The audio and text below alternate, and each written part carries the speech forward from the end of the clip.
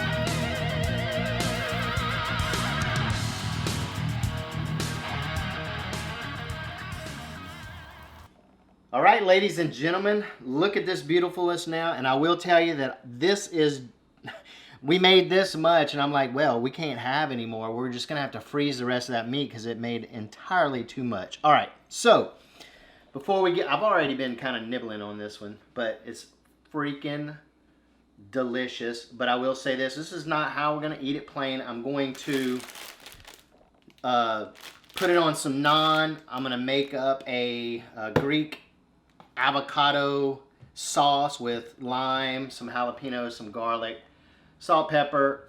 You know what? I'll leave the ingredients to the sauce in the description and also on the blog, thebeardedhiker.com. So let's give this a taste.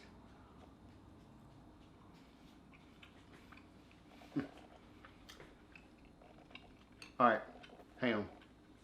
All right, in closing, guys, this is amazing. The lamb, it has such a rich flavor, but it's not overpoweringly lamby. So if mixing it with the ground beef, it kind of tones that lamb down, but you still get the lamb flavor.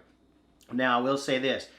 You might think that that was a lot of onion that we put in there, and it's not.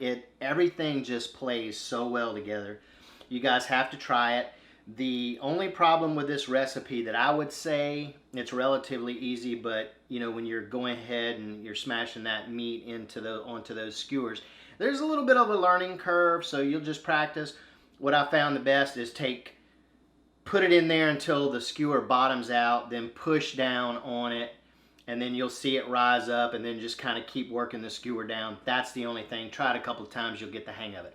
All right, guys, kebabs on your KUDU grill, or I'm sorry, lamb and ground beef kebabs on your KUDU grill or any other grill you have. Do it.